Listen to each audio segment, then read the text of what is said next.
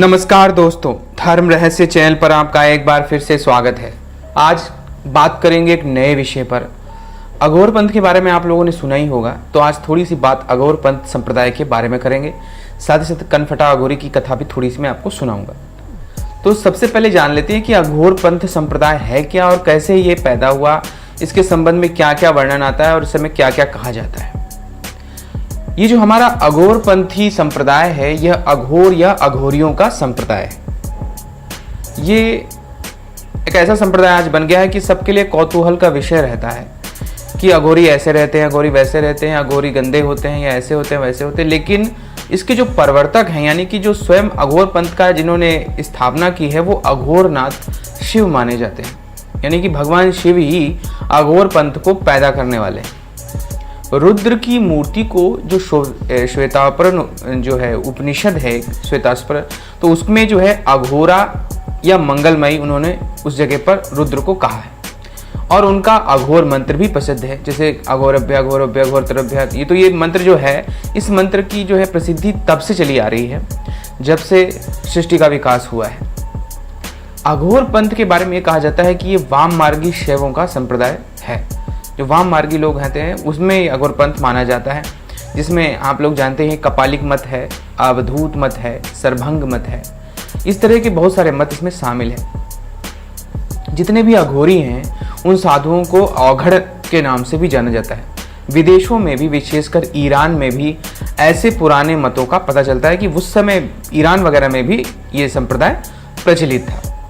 पश्चिम के कुछ विद्वान इसकी चर्चा भी करते हैं, जैसे कि हेनरी हैं, बेल्फोर हैं। वो खोज करते हैं, बताते हैं कि इस पंथ के अनुयायी अपने मत को गुरु गोरखनाथ द्वारा परिवर्तित मानते हैं कि उन्होंने पैदा किया इस मत को, किंतु इसके प्रमुख प्रचारक मोतीनाथ जी थे, उनके बारे में बताया जाता है। लेकिन इनके बारे में जानकारी बहुत ही कम है या बिल्कुल नहीं के बराबर है। मोतीनाथ जी के बारे में उन्होंने इस संप्रदाय को प्रचलित करवाया था। यानी कि ईरान और पश्चिमी देशों में भी ये पंथ प्रचलित था।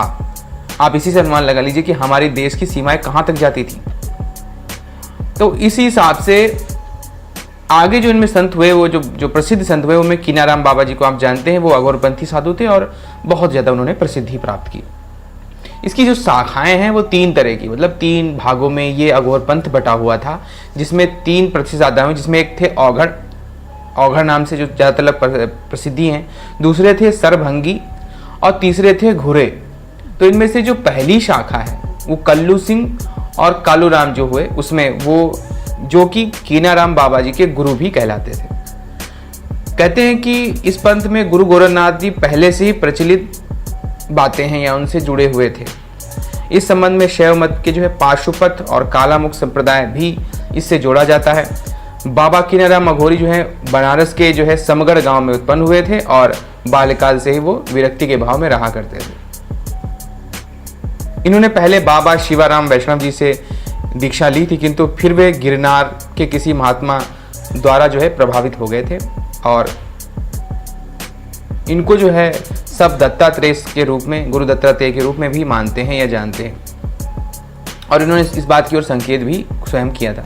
अंत में कहते हैं काशी के बाबा कालूराम के शिष्य हो गए और इनके अनंतर क्रमी कुंड में रहकर इस पंथ के प्रचार और प्रसार में उन्होंने योगदान दिया। बाबा कीनाराम ने जब विवेक सार, गीतावली, राम गीता इत्यादि ग्रंथों की रचना की और इन्होंने ही उज्जैन में शिप्रा नदी के किनारे बैठ करके इनको लिखा था और 1826 में लगभग इनकी देहांत हुई थी। दूसरे जो है घुरे नाम की शाखा का प्रचार क्षेत्र का पता नहीं चल पाता है, बहुत ही गोपनीय है, किंतु सरभंगी शाखा का अस्तित्व विशेषकर जो चंपारण का जिला है वहां से देखने को मिलता है।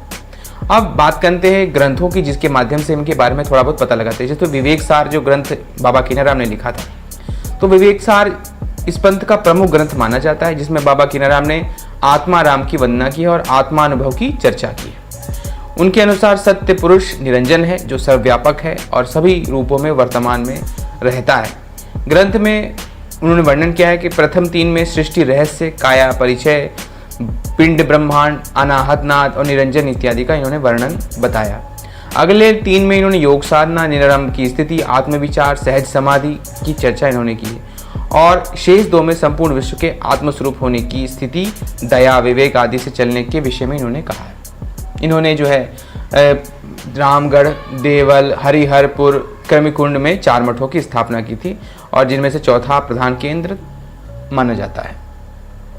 अब इनके जो अनुयायी थी, इस पंथ को साधारणतः जो है अवगढ़नाथ पंथ भी कहा जाता है और इनके अनुयायियों के सभी जाति के लोग शामिल थे, यहाँ तक कि मुस्लिम भी जो है इस पंथ को धारण किए हुए हैं। ये देखिए कितनी विशेष और अलग बात कहते हैं। और इस ग्रंथ की या यूँ कहिए कि अघोरियों की जो विस्तृतता है वो इतनी बड़ी इसी बात से सिद्ध होती है कि जहाँ हम ईरान तक में और पश्चिम के देशों में इसका वर्णन पा रहे हैं, वहीं मुस्लिम लोग भी इसके अनुयायी, इस धर्म के बने। तो ये कितनी अजीब सी बात है, यानी कि कितना विशाल था हमारा सनातन धर्म और उसमें ये अघोर पंथ, जिसको ज़्यादातर लोग बुरी नज़र से देखते हैं। उन ये बात नहीं समझ में आती कि अघोर पंथ की वास्तविकता क्या है। विलियम क्रूक जो थे वो अघोर पंथ में सर्वप्रथम प्रदर्शित होने वाला जो स्थान है वो राजपुताना के आबू पर्वत को उन्होंने बताया है। विलियम क्रूक जो है बहुत अच्छे लेखक और वो शोधकर्ता थे अंग्रेज़ों में। उन्होंने ही इसके बारे में बताया कि राजपुताना का जो आबू पर्वत है उसके नज़दीक, और प्रचार का पता इनको जो है नेपाल, गुजरात और समुद्र के दूर स्थानों में भी पता चलता है कि ऐसा हुआ था। और आज भी इनके अनुयायियों की संख्या कम नहीं है। अब कहते हैं कि जो लोग अपने को अघोरी या अवघड़ बताकर अघोरपंथ से जोड़ते हैं वो अधिकतर सब साधनाएं वगैरह करते थे, मुर्दे का मांस खाना, उसकी खोपड़ी में मदिरा पान करना, घिनौने व्यवहार करना। इसलिए इसको थोड़ा सा समाज ने अपने से दूर किया और इनकी वास्तविकता को समझ नहीं पाए। ये कजाची जो है, ऐसा माना जाता है कि कपालिक जो संप्रदाय है उसका प्रभाव इस जब अघोर पंथ पे ज़्यादा पड़ गया तो इसलिए इस तरह की क्रियाएं करने लगे। मदिरा पान का सेवन इनका जो है मुख्य जो रहता था और दत्तात्रेय जी के साथ इनका जोड़ा जाता था इनको, क्योंकि वो मद कलश के साथ उत्पन्न हुए थे, इसलिए जो है उनसे जोड़ा जाता है दत्तात्रेय जी के साथ में। अघोरी कुछ बातों में बेकन फटे जो जोगी अवघड़ों से भी मिलते जुलते हैं, जो नाथ पंथ के प्रारंभिक साधकों में गिने जाते हैं। अघोर पंथ का से इसका वैसे कोई संबंध नहीं है, इसमें निर्वाणी और गृहस्थ दोनों ही रहते हैं और इनकी वेशभूषा भी सादे और रंगीन कपड़े होने का कोई कड़ा नियम नहीं। अघोरियों का सिर जटा, गले में स्फटिक की माला, कमर में घाघरा और हाथ में त्रिशूल रहता है, जिसकी वजह से लोगों को इनसे भय लगता है। तो ये जी है अघोर पंथ की बात, जिसकी वजह से आप जान पा रहे हैं कि अघोर पंथ, हालांकि अघोर पंथ का जो मूल स्थिति ये थी कि हम ऐसे बात को दर्शाएं कि संसार की कोई चीज़ बुरी नहीं है, खराब नहीं है, गंदी नहीं है। लोग सोचते हैं कि जो चीज़ गंदी है, खराब है, ऐसा कुछ भी नहीं है। मूल रूप से अघोर पंथ इस बात की ओर संकेत करता था। लेकिन समय के साथ में, क्योंकि हर चीज़ में चेंजेस आते रहते हैं और सिद्धियों की प्राप्ति के लिए भिन्न भिन्न शक्तियाँ प्रकट होती हैं, तो वो अपने अनुसार उनको बना लेती हैं। अब किसी अघोरी ने किसी पिशाचिनी को सिद्ध कर लिया तो वो पिशाचिनी उसको अपने जैसा बनाने की कोशिश करेगी तो गंदगी की तरफ ज़्यादा लेके जाएगी। वहीं अगर कोई अघोरी भगवान शिव को सिद्ध करता है तो वो एक प्रकार से पूरी तरह से निर्वाण युक्त व्यक्ति ही हो जाएगा। तो ये भी निर्धारित करता है कि संप्रदाय में दीक्षित होने वाली बात असली नहीं है, सबसे बड़ी बात है कि आप उस पथ में चलने कहाँ जा रहे हैं, करना क्या चाह रहे हैं। इस आधार पे भी बहुत कुछ जो है निर्भर करता है। तो चलिए थोड़ी सी कहानी कनफटा अघोरी की भी जान लेते हैं। कनफटा अघोरी के बारे में किसी ने भी, मुझे नहीं लगता, बहुत ही कम लोग इनके बारे में जानते हैं, क्योंकि सब बहुत ही गोपनीय बातें हैं और इन पर कोई ग्रंथ नहीं लिखे गए। हमारे देश की सबसे बड़ी बात है कि सभी तरह की जितनी भी कहानियाँ हैं जो मैं निकाल रहा हूँ, उन पर कहीं भी किताब नहीं लिखी गई है, कुछ भी नहीं लिखा गया, इसीलिए हमारी अपनी पुरानी चीज़ें सब खो गई हैं। असल में कनफटा अघोरी जो है बनारस के रहने वाले एक अघोरी थे, जिन्होंने अपने कान को काट लिया था, अपने कान को काट दिया था, शिव को समर्पित किया था। उसकी वजह से उनको कर्ण सिद्धि हो गई थी, यानी कि वो कोई भी बात जान लेते थे कान में सुन करके। वो पूछते थे, यूं ही आकाश की ओर देखते थे और शराब जो है चढ़ाते थे आकाश में की तरफ करके गिराते थे और पूछते थे कि बताइए मेरे को ये बात है, ये समस्या है, आप बताइए कि इसका क्या हल होगा।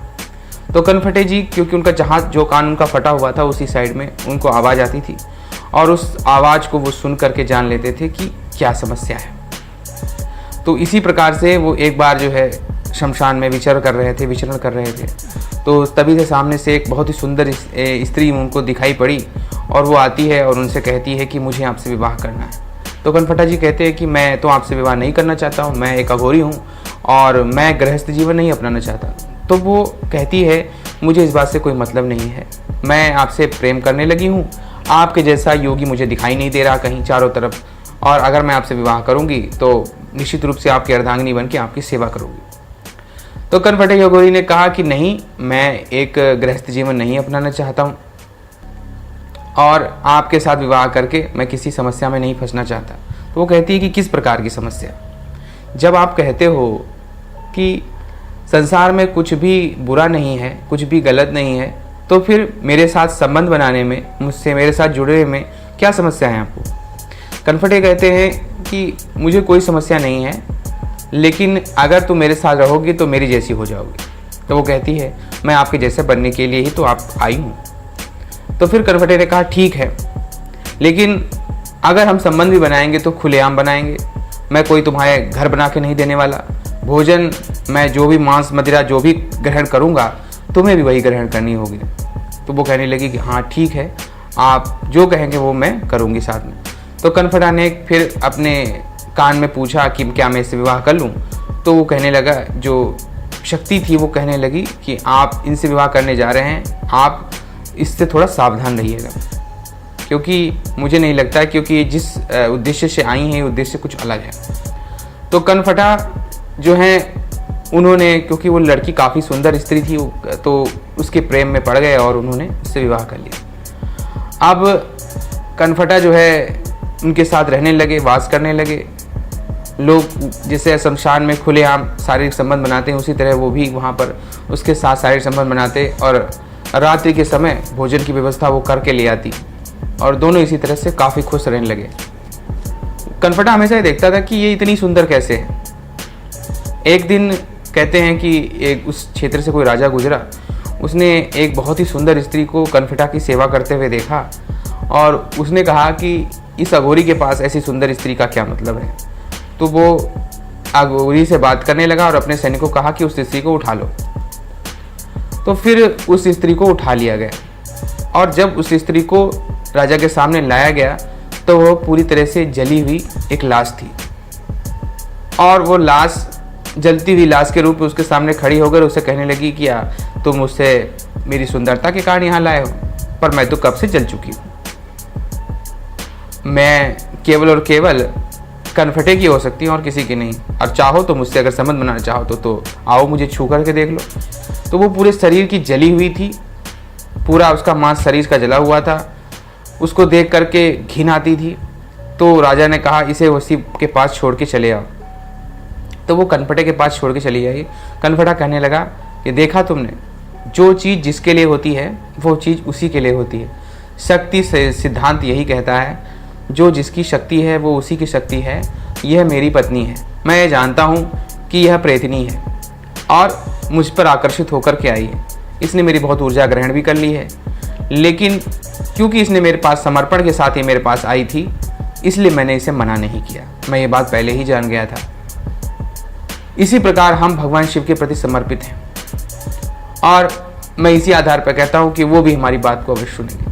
कहते हैं दोनों, उस प्रेतनी जो अपनी लाश से जल चुकी थी पूरी तरह से और अत्यंत सुंदर रूप में उनके साथ रहा करती थी, उन दोनों ने काफ़ी समय तक तपस्या की और भगवान शिव को प्रसन्न किया। भगवान शिव ने दोनों को आशीर्वाद दिया और कहा कि तुम्हारी तरह रहने वाले जो भी व्यक्ति होंगे उनको सिद्धियाँ मिलती रहेंगी और तुमको मैं अपने गढ़ों में शामिल करता हूँ। तो इसके बाद कनफटा और वह प्रेतनी दोनों के दोनों लोग को जो है शिवलोक की प्राप्ति हुई। तो ऐसा है अघोर पंथ। आप चाहें तो जीवन के ऐसे ऐसे रहस्य पता लग सकते हैं जिनके बारे में हमने सुना भी नहीं होगा। इसलिए अघोर पंथ को विशेष रूप से अलग ही दृष्टि से देखा जाता है। तो ये थी आज की स्थिति और इनके बारे में विवरण कि किस प्रकार का है अघोर पंथ संप्रदाय और कनफटे अघोरी मैंने आज आपको सुनाई। तो अगर आपको ये वीडियो पसंद आया है तो लाइक करें, शेयर करें, सब्सक्राइब करें। आपका दिन मंगलमय हो। धन्यवाद।